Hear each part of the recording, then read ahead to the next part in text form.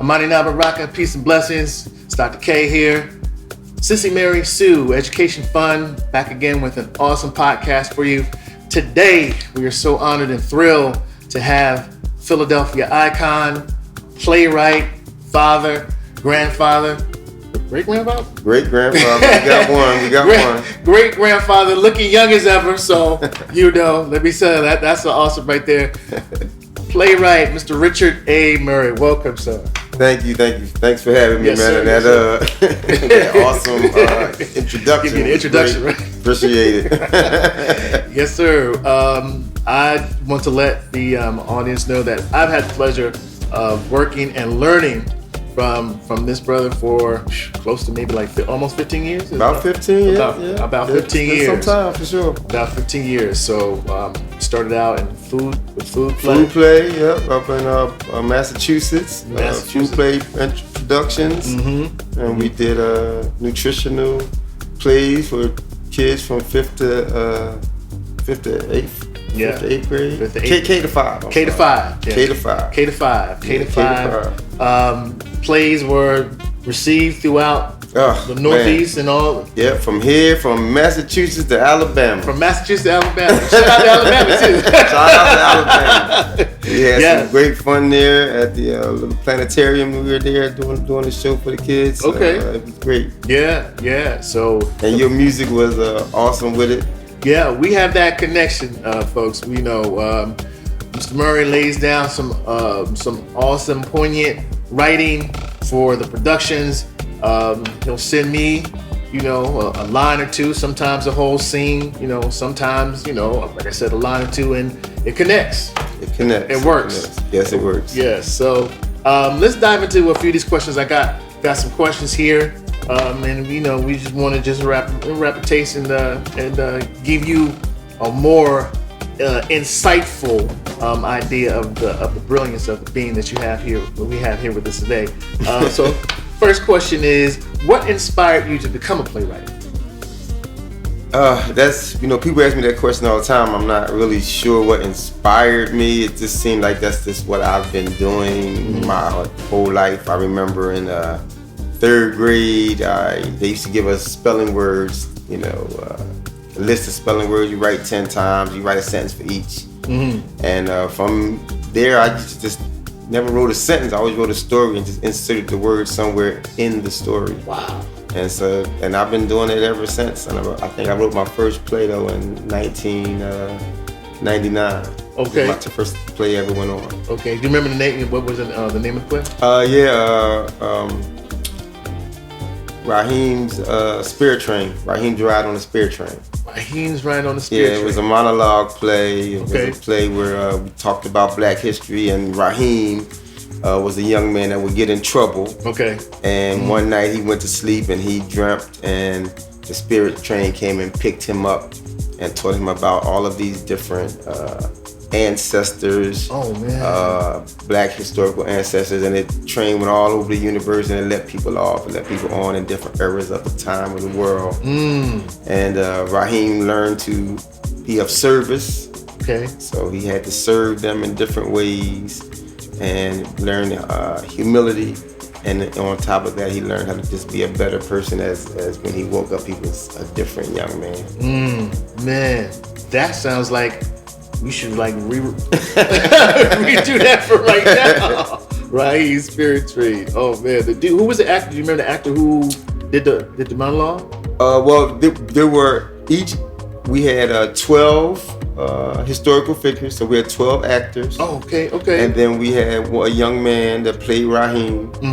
I don't remember his name. Okay. But they would come out, and as they would get on the train and exit the train, they would give their monologue about who they were, what they did in life, and so it wasn't a lot of conversation, but it was just introducing the audience to these historical figures. And we did that play at the Convention Center in Philadelphia. Wow, Philadelphia Convention Center.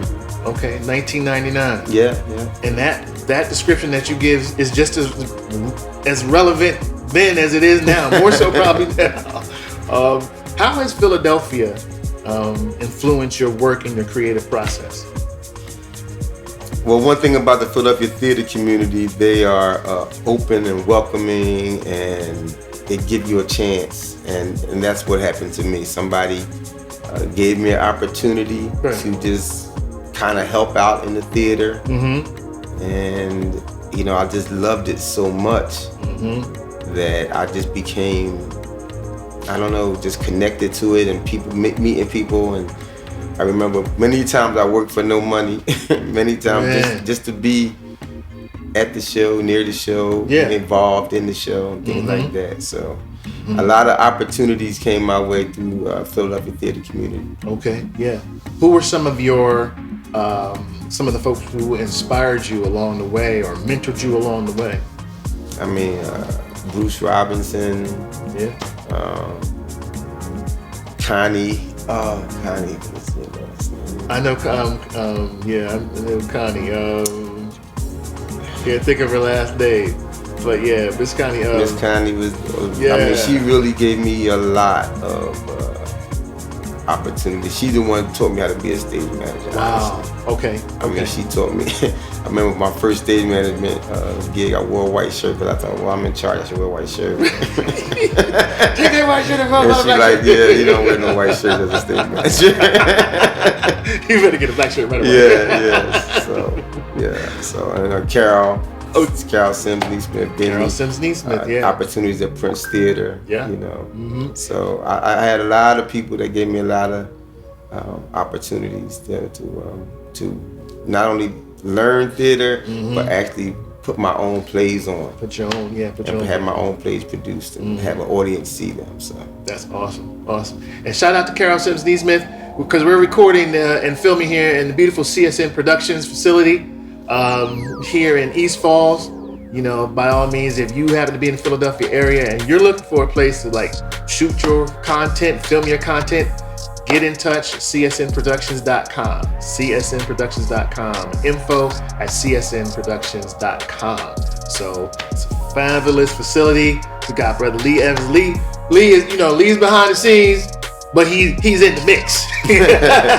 Always in the mix. Couldn't do without him. So on the other side of this camera is a genius. Sitting right here is a genius. I'm just dude along for the ride. Listen. How do you approach collaboration with other creatives? Well, I think that probably you and I have the deepest collaboration and far as history and far as actually getting shows and productions done. And the way I approach it is just that you let people do what they do best, and you do what you do best, and be able to compromise and don't look at it as a competition. It's not matter who's right or who's wrong, or nothing like that. Right. It's about what works and what's best for the audience. I say. That's awesome. What would you think is the most challenging part of the writing process? I don't know. Maybe coming up with the actual theme of the story. What message do you want to send to the audience that you're targeting? Make sure that they can understand it in a way, and always understand that the audience understands way more than you think they do. Right. I think that's a big lesson for me as a writer.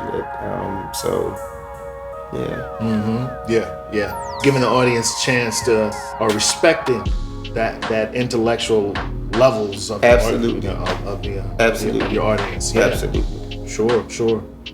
What role do you think theater plays in society today, especially at this particular end? I guess this might be an inflection point where we are in society. So how is theater contributing to society? What role do you think it plays in society today? I think it plays the same role that it's always played. I think it reflects society.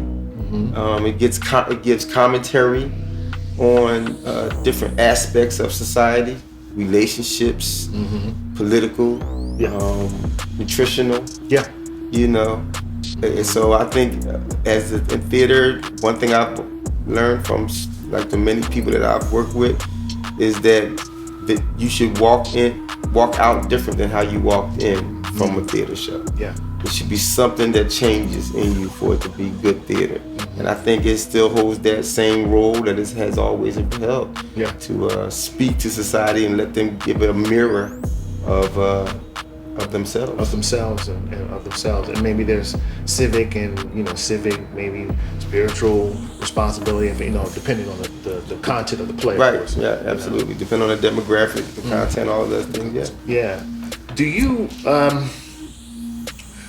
think that or should I say not think, but how have you seen the changes in representation in theater here in Philadelphia? Let me just get just 100 to keep it a beam.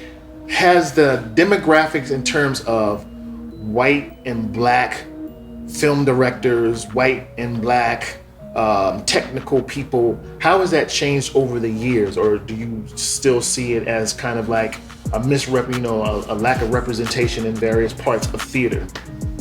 Well, in some places there is going to be a lack of representation, both black and white. I mean, I've worked with theaters that, had all black people or Latino, LGBTQ. I've done all of those type of theaters, and they may not have as many representations of other ethnic groups or other communities as someone else. Yeah. But as a whole, I think that the representation is probably at a good level in some places again. But I think what's the biggest problem is the access to resources. To right. get that's where probably the biggest deficit and the biggest gap that we have versus the actual representation. It's an access gap. Yes, the access gap is much more important. It's much more prevalent. Thank you. It's much more prevalent than the representation gap. The representation, yeah. All right. So it's a matter of access, and that is a great way to bring that question to kind of like recenter that question. It's not even so much like you said, it's not so much of the representation, but it's the access to various resources that can make a theater production, take it into like the next level. Absolutely. Right. I've worked on many shows that were just incredible shows with incredible actors that never really saw the light of day. Had low attendance, but it's because they didn't have the access to certain resources to promote it properly or things of that nature. You have to have that access or the wherewithal, or access to promotion and access to financial resources. Absolutely. It's not cheap to put a production together, no matter how small it is. What are some of the rewards in terms of like that you feel when you see your production? You see the production, come to its fruition. Well, the first time that happened again was in 1999, and I didn't know much about directing, didn't know much about real conversation in plays or how to build a story. But seeing that play and seeing people say the words that I wrote at the kitchen table was indescribable, actually. I mean, I don't know how people, but I cried when it first happened to me. Over the years I've seen it, and I still feel that same just unspeakable joy that I did what the Creator has asked me to do and get this message out to the people. Yeah. And so that feeling, that sense of accomplishment, I guess, that I had all this stuff inside of me now, all these people are hearing it. Is, I don't really know how to describe that, but it's not a bad thing. It's one of those things where people say it's phenomena, but it's a spiritual experience. Yes, it is. To hear something, that you've written or that you performed. Absolutely. Hear somebody else, in my case, hear someone else sing it. Right. And you stand there like, I wrote that. Yeah. Well, I mean, it's incredible. It's incredible. Yeah. And we both experienced that with summer camp. Summer we camp, do the theater summer camp, and we put on several shows and with original songs and original choreography and original stories with students that were great actors. Some in the middle, some never acted before, and it's always worked out. So, shout out to Carol's theater summer camp. Shout out, CSN Summer Youth Summer Performing Arts Program. Taking her concept was to take kids who had no experience with theater. Yes. She brings them to you, and all of a sudden, by the second rehearsal, I'm doing dancing and all the whole thing. So when we talk about that, especially with Sissy Mary Sue, it's empathy-driven education, empathy-driven theatrical productions. How does empathy play a role in what you create and what you design? Well, I think empathy plays a big role, and I used to be what they call a standardized patient educator, and I teach medical students how to. One of the things you teach them is communication, as well as examination maneuvers. But the communication and teaching people empathy, you'll be surprised how many people don't have it and don't use it as they should and things like that. But all of my shows, anything that I write is going to have that type of love, empathy, welcoming of somebody new or different. How they feel when they walk into a strange place or have been in a trauma situation. I think empathy is the lifeblood of being kind. The lifeblood of being kind. That's awesome. Lifeblood of being kind. Man, have you had any experiences in writing or producing that you thought you know what? I like the way that was, but man, if I could go back and do this one production again, this is what I would do. So I wrote a play called Mother's Mile for a Mother's Day event, and I think it would be something different that I would do in that it was a one-woman production. And we had a dinner theater type atmosphere. People were being served and things of that nature. But I think for the play in particular, probably some things I might have done a little differently. I think I would have directed it differently. I think I would have directed it in another way. So, but I thought it did well. It had good turnout. So that's one of those ones where you're like, I like it. We can do a little, because as a songwriter and producer, I hear songs I put together, and you listen to them a year. At the time, you think this is right. And then 6 months later, you're like, man, that's wrong. But it shows the growth. Absolutely, it shows the growth. I mean, as an artist, you have to evolve. You have to try to get not necessarily better, but just more deeper into your craft and what you do. Your craft, yeah. So I know I'm a better writer than I was, 10 years ago. 10 years. Sure. And I think that showed that ultimately that's what it shows. It shows it's sort of I hear it now, but I've grown so much till I can go back and fix the nuances. Absolutely. You know what I mean? Talk to us about some of your upcoming projects. Well, I'm working on a couple of things. So I have a book in the works called Foreplay Starts in the Kitchen. It's a relationship book, but it's only about long-term relationships and how I see long-term relationships and how I feel how God fits into the toolbox that keeps a long-term relationship or makes a long-term relationship happen. I always tell my kids, it's the little things that happen in a relationship that they have to keep happening for them to become long-term, because opposites attract, but it's the same that maintains. So I have that. just playing around with that. But one of the things I'm working on, I have a film that I'm working on called This Shit Ain't Funny. Yes, sir. It's a future, kind of future film.